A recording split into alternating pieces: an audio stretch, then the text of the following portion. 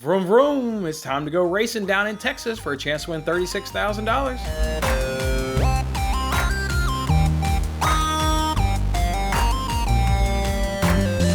Hey there everybody, welcome on into another episode of Winning Bets. It's of course my weekly NASCAR show that I do here where we look back at the previous race and then go ahead and preview the upcoming race with a chance to win $36,000. I'm obviously flying solo tonight. William Blackwell unfortunately could not join me, but I do have his picks to go ahead and reveal alongside mine, so fear not. We've got his picks for a chance to win $25,000. Let's remind everybody what we do around here. We give you our picks for a chance to win $25,000 over on the Jackpot Races app. You can win another $10,000 over on the Nbc Sports Predictor app, and you can win $1,000 over on the Fox Bet Super 6 app. And of course, before we do all that, again, we always make sure we look back at the previous race, which in this case was at the Bank of America Roval race down there at Charlotte, where the winner was Kyle Larson. Pretty good race right there.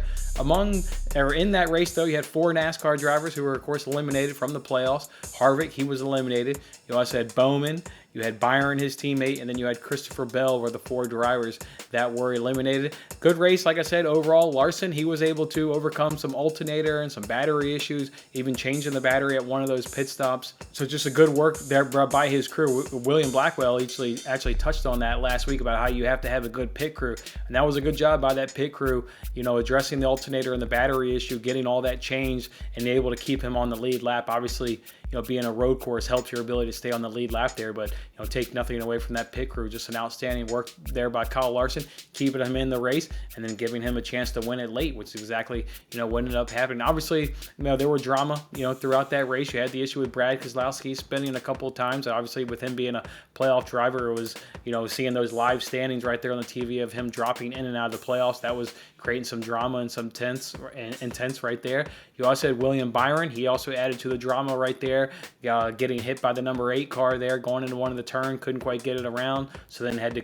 bring his car to a complete stop, although I'm not quite sure he came to a stop, but he did have to do that. Then he overshot the turn there a little bit later on with I think about 3 laps to go. So just good drama right there with William Byron, because it looked like he needed to maybe win the race. He was in position a couple times in that race to go ahead and be the race winner, but in the end just couldn't quite get it together. But the big drama, of course, unfolded there with Elliott and Harvick. Obviously, we remember the issues they had in Bristol, getting tangled up a couple times. Well, Harvick certainly paid back Elliott. What was it? I think about 55 or so laps ago, right there earlier on in stage 3, he went ahead and bumped him and sent Elliott up against the wall and gave him some right rear damage.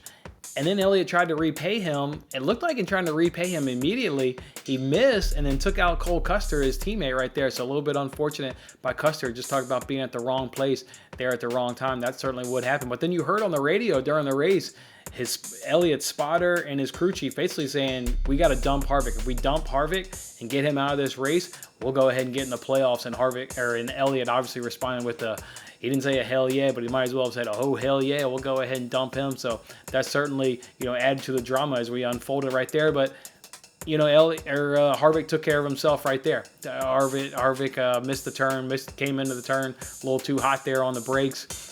Locked up the wheels, locked up the tires, and went ahead there and hit the wall and completely, took him out right there. It was funny to hear Elliott wish Harvick a happy off season and a good early Christmas. Definitely throwing a little throwing a little jab right there, and Harvick basically saying, you're out of the playoffs, and here I am in the playoffs. You tried to wreck me and take me out, but no, that didn't work, my big fella. You're out of the playoffs, and I'm in the playoffs. So overall, good race, good road course race. Obviously with it being the cutoff race, added to the intensity in the race and added to the drama as things were unfolding. But overall, good race. Again, Kyle Larson goes ahead and takes home that checkered flag, and now we move on over into Texas, and that's exactly what we do with the Auto Trader EchoPark Automotive 500. That's a mouthful trying to get that sucker out. Basically, we're at the Texas Motor Speedway, folks. This is the first race in the round of 8, so that'll obviously keep the intensity and keep the drama high. We got the 4 drivers that are below the cutoff line. If we look at them, you got Kyle Busch, he's 1 point below the cutoff line. You got Elliott, he's 2 points below the cutoff. Logano is 11 points, and Keselowski is 16 points below the cutoff line. So that's where we are as we enter this race here into Texas. If you want to, I think this will be an interesting race coming up, because obviously they go to Kansas next week, and both of these tracks I think are pretty similar. Both intermediate tracks, mile-and-a-half tracks. So Kansas and Kansas and Texas, kind of interesting that they gave us these tracks on back-to-back weeks. You've kind of seen it here in the playoffs so far. You get, like a road course.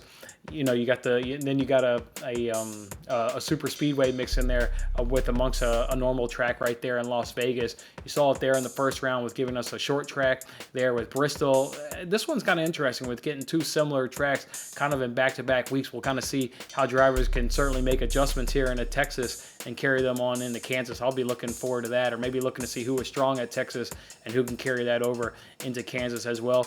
They raced here twice in 2020. Of course, we had winners by Kyle Busch. He won that playoff race, and then Austin Dillon won the other race. But with that being said, let's go ahead and jump right now in our picks for a chance to win $25,000. Again, over on the Jackpot Races app, they give you the 5 groups of drivers.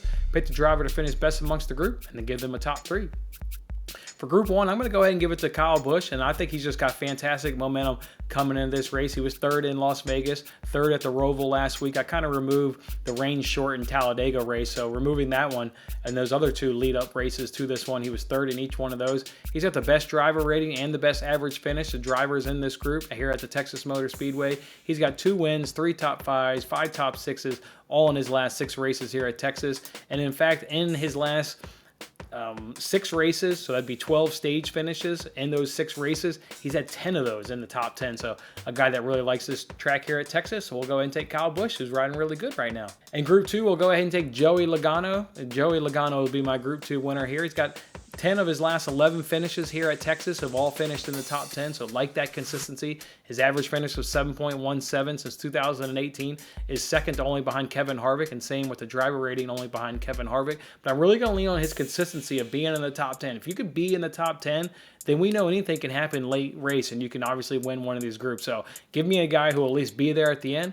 I'll go ahead and take Joey Logano. For Group 3, I'll go ahead and take Austin Dillon, and like what he's been doing at Texas his last 5 races, he's got an 11th, a 1st, a 13th, a 14th, and a 10th place finish here at Texas in those last 5 races. If he can repeat one of those numbers, I believe he'll win this group, and helping his case will be the fact that he's got the best driver rating in this group. For Group 4, I'll go ahead and give it to Eric Almirola, and his driver rating of 94 since 2018 tells me that he really likes this track, and when he doesn't finish well, he's at least putting together a good race. The fact that he's got a driver rating there of 94, so I like that, but he's also doing really good here. His last 6 races at Texas, he's had 4 of those in the top 10, and he's led a 101 laps since 2018 as well, so he's comfortable running out front here in Texas. Expect him to have a good, solid showing this weekend. And then for Group 5, I'll go ahead and round it out with Daniel Suarez. Look, in 2019, in both of these races, he finished 3rd. I know that was with Stewart Haas Racing back in 2019, but he just got familiarity. You're in Group 5. You need to find something amongst these drivers that'll separate them.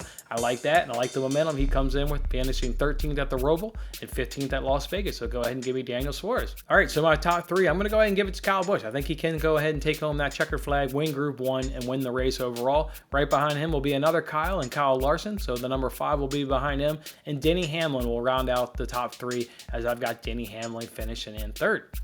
All right, let's go ahead and now move over to William Blackwell. Here's what he's got. He's got for Group 1, he's got Kyle Larson. For Group 2, he's got Joey Logano as me. For Group 3, he's got an RCR car, but he's going to go ahead and go with Tyler Reddick in the number 8. He's got Stenhouse Jr.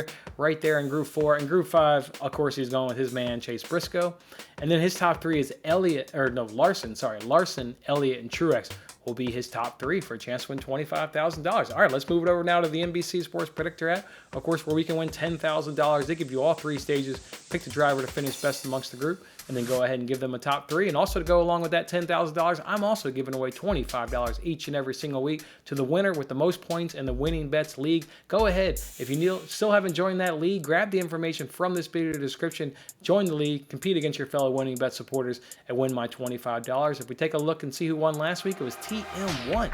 TM1 comes in first place with 60 points. Great showing by them. Got all 3 stages right and got Kyle Larson, the race winner, right. So just a really fantastic showing by TM1. Go ahead and hit me up on Twitter. Drop me your PayPal information, and I'll go ahead and send you that $25. Everybody else, it's a new week. New week. Everybody starts at 0 points, so this could be your week. Join that league and take my money. Now for my picks here on the NBC Sports Predictor App. For Stage 1, I'll go ahead and give it to Alex Bowman.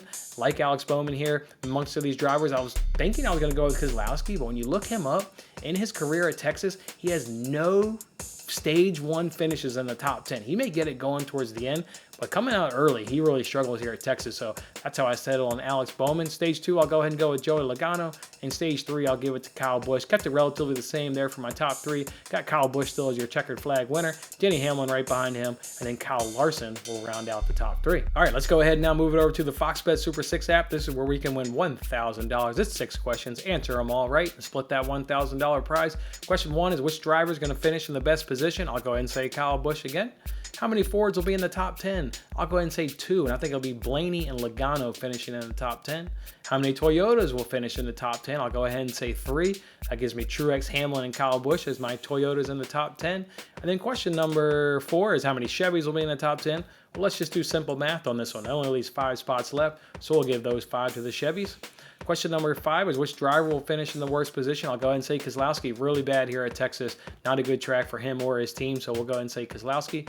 And question 6 is who's going to have the most points after this race? I'll go ahead and say Denny Hamlin. That does factor in Kyle Busch winning this race. Look, he's got a pretty big gap on him, so even if Kyle Busch was to scoop up all 40 points and being the race winner, I think Hamlin will get enough points through the 3 stages in himself, and he'll be able to overtake, or I guess I should say, keep the lead up over Kyle Busch, even if he does go ahead and wins that race. So give me Kyle Busch.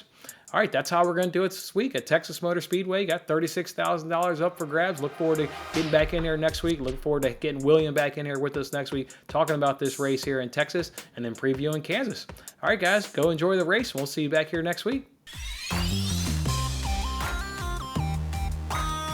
That was a lot of fun. Don't forget to like, comment, subscribe, and good luck with your picks. If interested in placing real sports bets, then check out my latest daily free sports betting video in the bottom right corner. Otherwise, I'll see you on the next contest.